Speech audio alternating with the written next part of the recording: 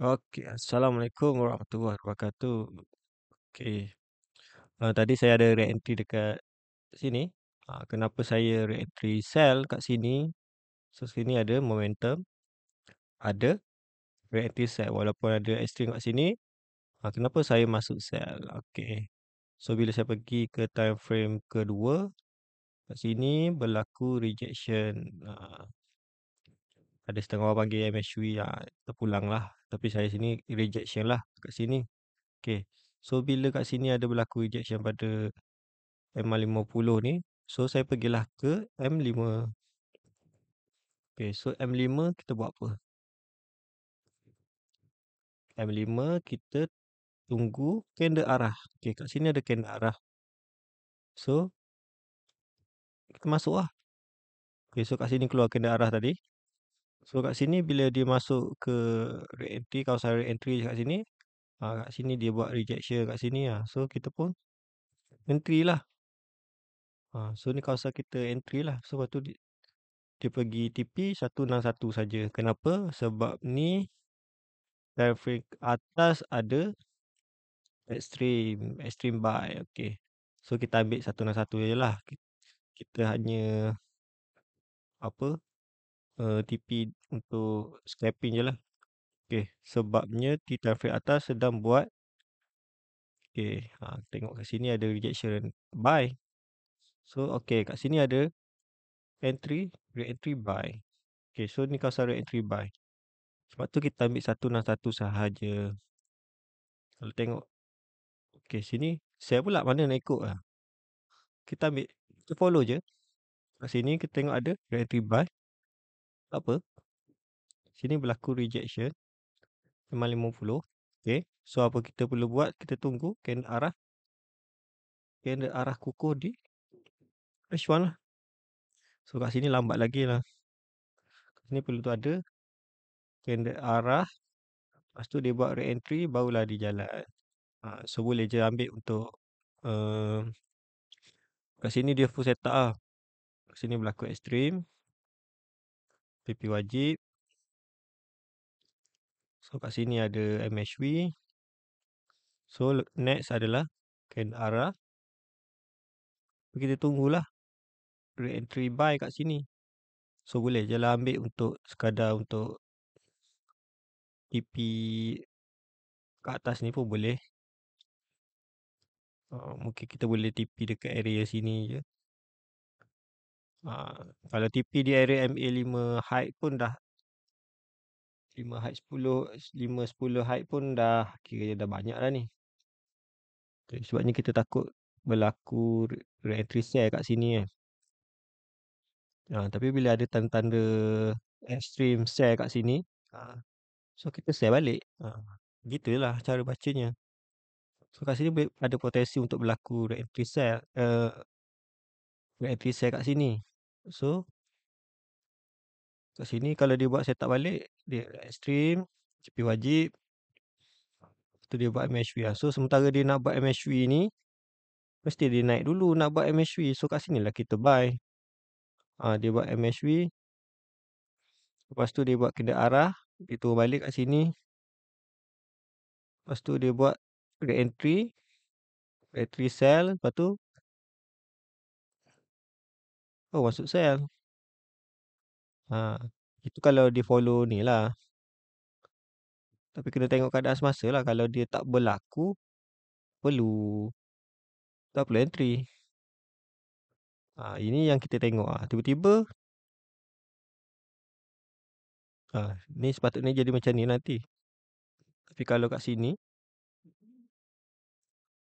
sebelum dia dia buat MHV kat sini, dia kena naik dulu. So, re-entry buy ni membentuk MHV di sini untuk memvalidkan re-entry sell kat sini. Kalau ikut pun tak ada momentum. So, kemungkinan kat sini berlaku MHV buy.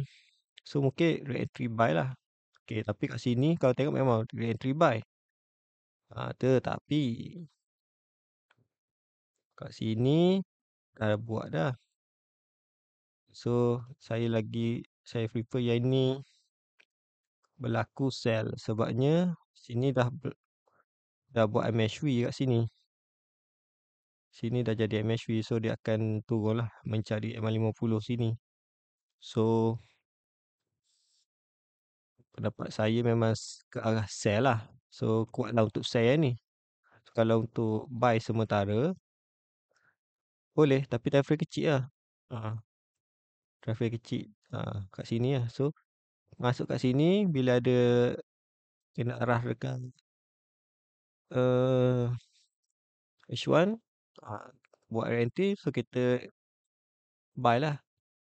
Lepas tu sampai 161 cukup lah tu. Tak perlu nak ambil banyak-banyak. Sebab tu kadang-kadang kita TP sampai 261, 161. So kena tengok mata time frame macam ni lah. Kalau tak tengok macam ni agak susah sikit lah untuk ni. Kadang-kadang kita masuk buy, lepas tu tiba-tiba jadi sell. So tak perlu nak ni sangat. Okay. So kat sini pun tak ada signal lagi, so tak apalah kot. Ini contoh macam tadi Ini dah jalan ni. Macam ni, saya tengok yang ni tak valid. Sebab tu tak ada candle arah. Kalau ada candle arah, dia akan valid lah. So kat contoh yang ni yang dah jalan tadi, Euro NZD. Euro NZD. Kenapa kita sell kat situ? Sebabnya kat sini berlaku entry sell. So di H1 ada apa? Kat sini kalau ikut tak ada rejection lah. Sepatutnya ada rejection pada ni lah. Contoh macam AUD pun tadi ni AUD. Okay, AUD ni cantik.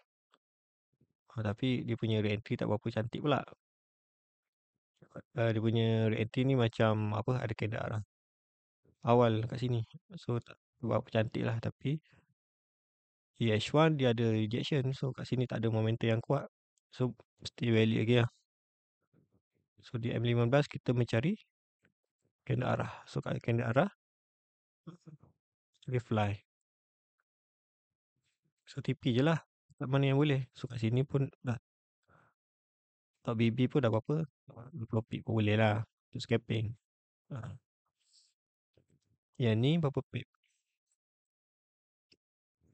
Candle arah masuk dia buat entry ni. So dia tuju 50 pip. So simple je lah. Macam tu je. Tapi kalau ada ada dashboard ni lagi senang lah nak cari ni. So kat sini dia boleh tahu. Okay, contoh H1 ada candle arah di USD CFF ada candle arah. Okay, so sini candle arah. Okay, candle arah. Tengok time frame atas ada tak buat rejection. Ada. Walaupun dia tak bagi lah. Okay, ni reactive campur rejection. Kita tengok lah. Daily ada tak? Daily sebelum ni dah ada. Daily dah ada ni re-entry. Tapi re-entry yang agak bahaya lah. Sebab sini dah buat pembentukan MHV buy. Kita tengok time frame atas. Sini okay, so kat sini masih kuat untuk sell. Ni momentum momentum okey lah. Bila momentum kat sini re-entry sell kawasan sini. Kemungkinan kat sini dia berlaku buy. Market buat candle arah. Lepas tu buat re-entry. Lepas tu dia reject M50 sini lah untuk membentuk re-entry sell di weekly. Okay. So bila dia dah buat ni, baru dia terjun. Itu membentuk candle arah kukuh kat sini.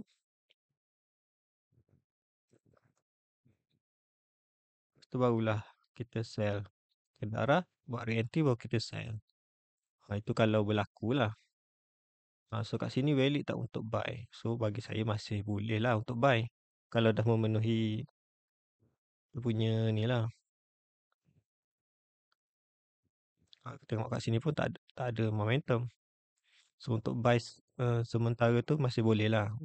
Tapi kita kena tahulah kat mana kita nak exit. Masalahnya Entry pandai tapi tak tahu nak exit kat mana. TP tak tahu kat mana. Stop loss dulu apa, kena stop loss, kena MC baru nak exit. Memang rugilah kalau macam tu. Senang je kalau faham dia punya ni. Senang. Kalau ada ni lagi senang. Okey, tengok. Sini ada extreme H4, H4 extreme. Okey, extreme. So tengok time frame lagi atas ada tak entry buy. Okey, so kat sini ada entry buy. Ada. Entry buy kat sini. Ni dah bentuk extreme. Tapi wajib. MHV. Kendaraan awal. Re-entry. Dia buat candle arah. Buat lagi re-entry. Lepas tu dia pergi reject dekat MA50 ni. Kemungkinan membentuk re-entry sell di weekly. So dia membentuk re-entry sell di weekly. Monthly sepatutnya ada momentum lah. Okay, momentum sell. So kuat untuk sell lah. Okay lah. Jadi kat sini nak entry buy. Kalau nak entry buy boleh. Tapi kena tunggu lah. Tapi siapa kat sini kita exit lah. Tak perlu nak tunggu naik jauh-jauh. Okay. So kat sini ada extreme buy. So, tengok lah. Di H1 ada ni tak? H1 ada kena arah kukuh. Okay, kalau H1 ada kena arah kukuh, sepatutnya dah boleh masuk lah tadi. Ini dah lewat lah ni. Sepatutnya kat sini lah tadi. So sampai contoh lah.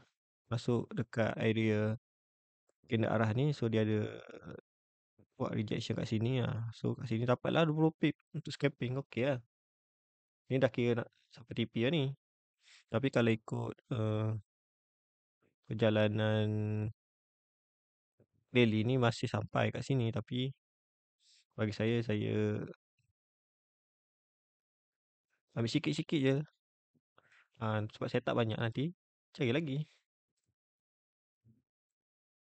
Kalau ini pun saya masuk mungkin sampai sini je. Kemungkinan berlaku kat sini lah. Tapi benda ni kita kena tengok lah secara live. Bila memang kita rasa okay, dia akan berlaku macam ni, macam tu. Tapi bila contoh lah. Ini kita rasa macam okay, dia akan buat kena arah. Lepas tu dia buat re-entry. Okay. So kita buy. Tetapi kalau berlaku momentum, dia tak follow kita punya ni, berlaku momentum sell. So jadi tak valid lah untuk buy kat sini. Mungkin nanti daily ni dah buat kena arah baru untuk sell. So untuk buy kita dah tak valid lah. So jangan, tak payah nak hold kalau dah entry kat situ. Cut loss je lah kalau ni. Kita hanya boleh jangkakan benda tu berlaku. Kalau dah faham. Tapi kalau dia tak ikut apa yang kita kita harapkan. So kalau dia dah batal, so tak adalah. Janganlah buat teknik harapan lagi. Tapi kalau ikut kat sini pun dia dah reject M50. So kalau dia lepas buat apa, kena arah buy, baru dia naik kat sini. Pun dia pergi top BB je.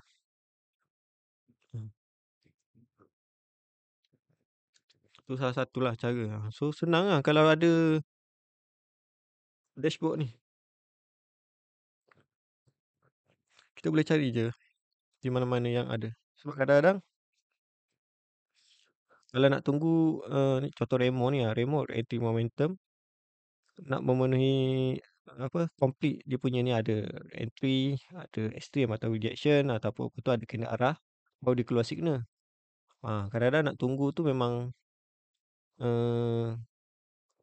agak ni jugalah. Tapi kita boleh tengok je kat sini. Sebabnya yang signal yang keluar ni yang betul-betul tepat, yang kita dah filter betul-betul. Okay, tapi kalau rasa nak cari sendiri, tengoklah candle ni. Contoh kat sini H4 ada rejection lah. H4 ada rejection, okay. H4 ada rejection pada M50. Kat sini tengok daily ni valid tak untuk buy. Okay, so kat sini ada buy. Kat sini kalau ikut saya re-entry remo tu dia ada SOP dia lah untuk elitkan re-entry tu. Tapi kalau biasa yang masuk awal kat sini dah masuk lah. Kalau macam saya masih risiko lagi sebab apa? Saya akan tunggu dulu lah candle ni close, lepas tu ada candle lagi satu. Sebab apa saya tunggu? Sebabnya saya nak masuk waktu market nak jalan. Kalau tak nanti dia completekan satu-satu candle ni lambat. Contoh lah macam ni, sini baru baru atas 3 batang candle. Kalau dia buat macam ni H4 berapa jam? Buat satu batang, dua batang, tiga batang. Untuk ni dia buat candle ni untuk membentuk pattern dekat ni kita frame bawah. Okay, so dia buat extreme buy, MHV, TPYJ, MHV, kena arah kukuh. Lepas tu dia naik, so kat sini buat re-entry untuk time frame atas. Ni kena arah kukuh yang fake ni. Ni kena arah fake ni sebenarnya re-entry di H4. Ni bentuk kat sini, bentuk MHV kat sini. Ni re-entry. Re-entry MHV. Ada tu tukar. So kat sini dia membentuk re-entry. Lepas tu baru dia ni. Biasa orang kat sini dah nak masuk. Sini dah layer dah. Masuk kat sini. Macam saya lagi suka bila masuk ke area sini. Kenapa area sini? Sebab bila kita masuk ni, kita tak perlu tunggu lama. Bila kita masuk je, dia terus jalan. Kalau kat sini, dia naik turun, naik turun dulu. Masa ni kita pun goyang. Ini contoh macam ni, ada arah baru. Okey. Ada kena arah baru ni, dah nak tukar trend ke apa lah. Nak set up batal ke apa lah. So kat sini dah goyang. Tapi kat atas ni, kita tengok lah. Kalau sini berlaku momentum mungkin kat sini dah batal. So tapi sebenarnya masih valid untuk kita buy kat sini. Sebab tu dia jalan ni. Selagi tak bentuk momentum. Kalau tahu basic ni dah boleh baca satu-satu lah. Sebab tu saya takkan masuk kat sini. Masuk awal lah maksudnya. Nak tunggu beberapa batang candle baru nak jalan tu masa lah. So baik saya tunggu je. Candle terakhir ni baru tu masuk baru jalan.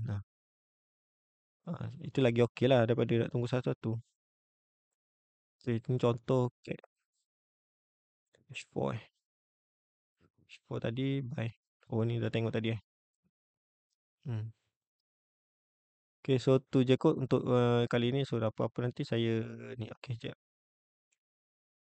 Apa ni? NZD CAT. Reentry H1. Reentry H1.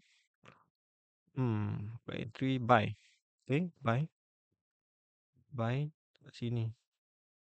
Di kawasan sini lah. So dia tak ada momentum. Tapi ni reentry yang berlaku selepas kena arah. Sebab di sini kalau tengok pada rejection ni adalah reentry di H4. Kita tengok betul tak? Okay, so di sini reentry H4. Reentry momentum H4. So kat sini yang dah jalan lah. Okay. So dia bentuk kat sini. So dia membuat rebuy kat sini. So di M15. Ini yang saya cakap tadi. Kena arah fake. Sebab membentuk reentry di tafri atas. So kalau kat sini saya tengok kalau ada ni. Ni dah ada kena arah. Dah boleh buy lah kat sini. Dia lambat rejection. M5 tak ada ni. Okay, sepatutnya dah jalan dah ni. Sebab dah ada kena arah kat sini. So dia fly lah. Sepatutnya kat sini baru best. Ni pun masih valid ke belum? Dah TP lah. Sebab saya kalau ambil TP1 je. TP1 ni saya caw lah. Sebabnya masa saya cakap tadi lah. Okay, kalau sampai kat 161 ni. Kalau kata dia tak buat momentum. Kemungkinan dia tak valid untuk buy. Dia dah jadi untuk sell. So saya akan ambil langkah selamat untuk TP kat sini lah. Kecuali semua time frame menunjukkan arah yang sama. Bila semua time frame menunjukkan arah sama, barulah saya akan hold sampai inilah, kalau ikut kita akan hold kalau entry monthly lah, baru kita akan hold lama lah. Tunggu beberapa batang candle untuk monthly, baru kita close, barulah kita close kita punya ni. Okay, so itu saja yang saya boleh ni. Kalau ada apa-apa lagi nanti saya update. Okay. Assalamualaikum.